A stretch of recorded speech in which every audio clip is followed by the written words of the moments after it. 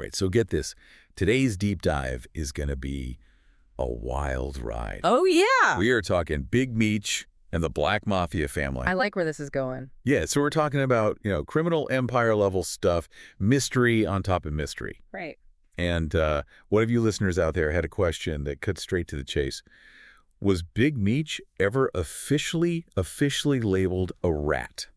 Oh, now that is a loaded question right there. I mean, Yeah. you're talking about a word rat that carries more weight in certain circles than a whole stack of law books. Definitely. I mean, just to get everyone up to speed, we're talking Demetrius Flannery, Big Meech, the founder of BMF. Right. Which, this wasn't just some small-time operation. I mean, we're talking coast-to-coast drug trafficking. Yeah, and you hit the nail on the head by calling it an empire, right? Because when you're dealing with that level of organization, that kind of power, loyalty is everything. It's not just expected, it's the lifeblood. You break that, you don't just snitch, you betray a whole system built on trust. And the repercussions, they can echo for generations, you know? Absolutely. And that's what makes this question so fascinating, right? Because in that world, that label carries so much weight. Yeah. So let's dive into what we know, or I guess in this case, what we don't know. Okay. From the sources you provided. Okay. Was Big Meech ever officially publicly branded with that term? So looking at what we have, and this is where it gets really interesting. Okay. There's no smoking gun, at least not that we've seen. No court document, no statement from law enforcement, no officially recorded instance of Big Meech being labeled an informant. And that's where the intrigue really kicks in, right? Because you would think with a case this high profile, there'd be something definitive. But that lack of a clear-cut answer, that just fuels the speculation. 100%. People, myself included, were drawn to mysteries. But here's the thing we have to keep in mind. The legal system, it's not always a transparent process. It's not always laid out in black and white for everyone to see. You've got backroom deals. Right. You've got sealed records. You've got witness protection programs that are designed to make people disappear. It's like trying to solve a puzzle.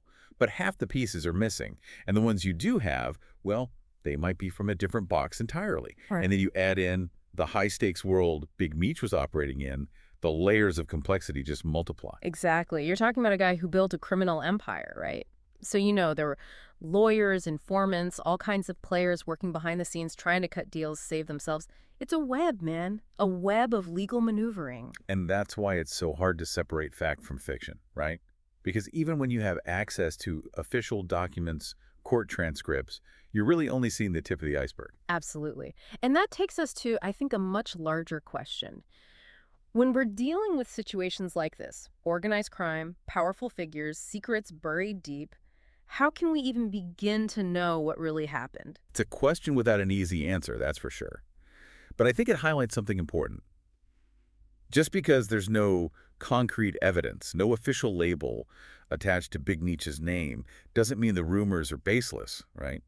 It just means the full truth, well, it might be a lot more nuanced and a lot more hidden than we realize. 100%. And that's what makes this whole thing so fascinating, right? It's a reminder that sometimes the most compelling stories, the ones that really make you think, are the ones without easy answers. It leaves you wondering, what else is out there, hidden beneath the surface? What whispers of truth are just waiting to be uncovered?